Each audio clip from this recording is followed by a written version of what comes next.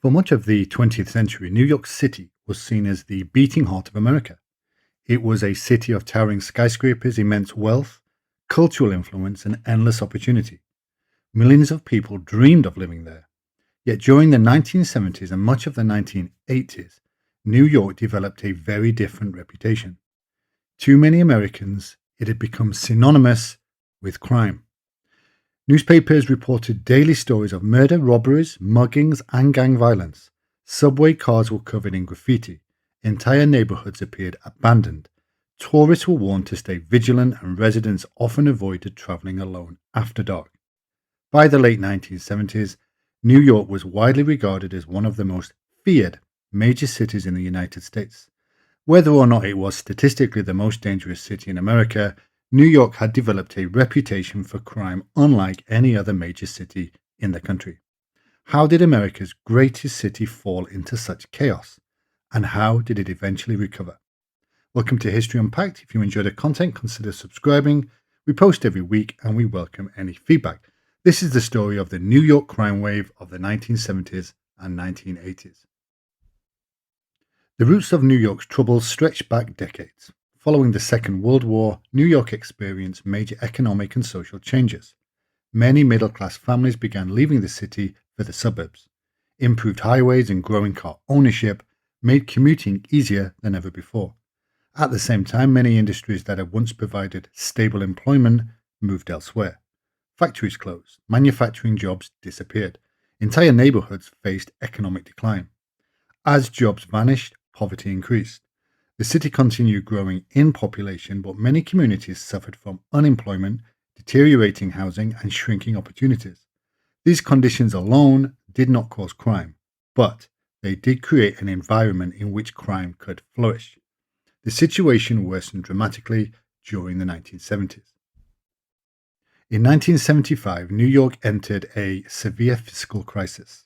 Years of overspending and declining tax revenues left the city on the verge of bankruptcy. The crisis became so serious that city leaders feared they might not be able to pay employees or maintain basic services. In October 1975, the New York Daily News published its now famous headline, "Ford to City, Drop Dead." The headline appeared after President Gerald Ford initially resisted calls for a federal bailout of New York City. Although Ford never actually used those words, the headline perfectly captured the mood of the moment.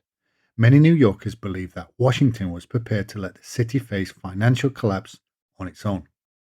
Although the city eventually avoided bankruptcy, severe budget cuts followed.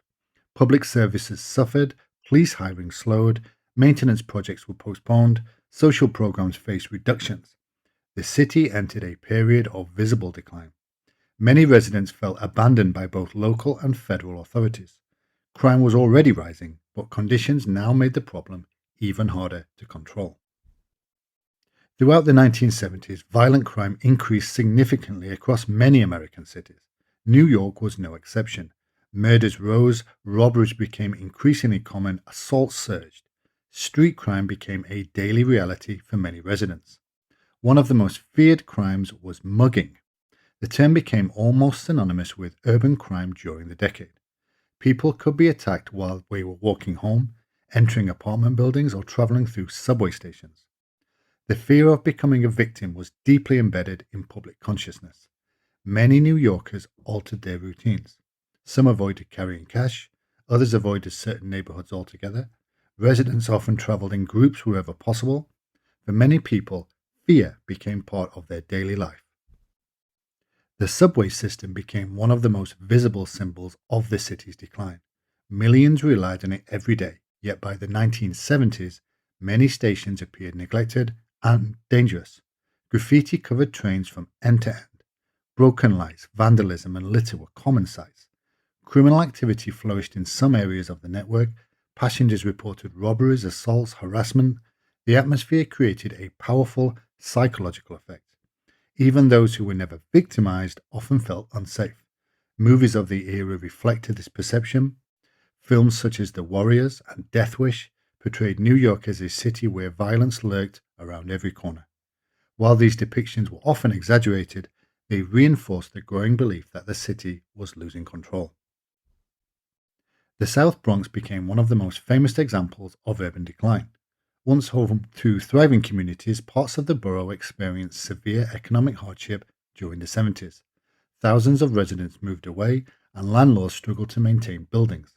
Some abandoned their properties entirely. In extreme cases, buildings were deliberately burned for insurance money. Television broadcasts show blocks of abandoned structures and smoking ruins. The phrase, "the Bronx is burning," became a national symbol of urban decay. The image shocked many Americans. It appeared that portions of New York were literally collapsing. Crime thrived in these neglected environments. Vacant buildings often became centers for drug activity, gangs, and other criminal enterprises. Another factor contributing to crime was the growth of illegal drugs. The heroin epidemic of the 1970s affected many New York neighborhoods. Addiction devastated families and communities. Drug dependency often fueled theft, robbery, and other crimes. By the 1980s, a new threat emerged: crack cocaine. Crack spread rapidly through many urban areas across the United States. Its arrival intensified violence in numerous neighborhoods. Competing dealers fought for territory, street gangs expanded, weapons became more common. While drugs were not the sole cause of crime, they became closely connected to the violence that plagued many communities. Perhaps the most notorious criminal case of the late 1970s involved a serial killer who terrorized the city. His name was David Berkowitz. Between 1976 and 1977, Berkowitz carried out a series of shootings targeting young couples and women. The attacks generated widespread panic. Newspapers dubbed him the Son of Sam. He taunted police with letters and threats. Residents became increasingly fearful. Young couples avoided public parks and secluded locations. Women altered their hairstyles after rumors suggested Berkowitz targeted certain appearances. The case dominated headlines for months. When Berkowitz was finally arrested in August 1977, many New Yorkers felt immense relief. Yet his crimes reinforced the growing perception that the city was becoming dangerously unpredictable. Crime was not limited to serial killers or gangs. Ordinary citizens frequently encountered criminal activity. Car theft became widespread. Burglary rates remained high. Armed robberies occurred throughout the city. Business owners invested heavily in security measures, metal gates that appeared on storefronts. Security guards became increasingly common. Many apartment buildings installed reinforced entrances and surveillance systems. These changes transformed the physical appearance of the city. Security had become part of everyday urban life. The perception of danger reached a peak during the 1980s. In 1981, New York recorded 1,826 murders. The situation continued worsening. By 1990, the city would record 2,245 homicides, the highest number in its history. Media coverage intensified public concern. National news programs frequently highlighted violent incidents. Politicians debated solutions. Some called for tougher policing. Others argued that poverty and inequality needed to be addressed. The debate continues actually to this day. One event that captured national attention occurred in December 1984. A man named Bernhard Goetz shot four young men on a subway train after they approached him and asked for money. Goetz claimed that he believed he was about to be robbed. The incident sparked fierce debate. Some viewed him as a vigilante. Others saw him as a symbol of citizens who felt abandoned by the criminal justice system. The case revealed how deeply crime had affected public attitudes. Many New Yorkers no longer trusted that authorities could protect them. Despite the grim headlines, change was beginning. During the late 1980s and early 1990s, city leaders introduced new approaches to crime reduction. Police departments expanded, data-driven policing methods became more common, authorities targeted quality-of-life offenses such as vandalism, fare evasion, and public disorder. The philosophy became associated with the so-called broken windows theory, which argued that visible disorder encouraged more serious criminal activity. At the same time, demographic changes, economic improvements, and shift in drug markets also influenced crime trends. Exactly why crime declined remains debated amongst historians and criminologists. There is no single solution. Instead, multiple factors likely work together. Whatever the reason, the results were dramatic. Throughout the 1990s, crime rates fell sharply. Murders declined, robberies decreased, subways became safer, tourism expanded. Businesses returned to previously neglected areas. Neighborhoods that had once symbolized urban decline underwent extensive redevelopment. Times Square became one of the most visible examples. Once associated with crime, pornography, and street violence, it transformed into a major tourist destination. The contrast with the 1970s was remarkable. Today, many younger visitors struggle to imagine just how dangerous New York once appeared. The city remains enormous and faces ongoing challenges, but it is vastly different from the New York of the crime wave era.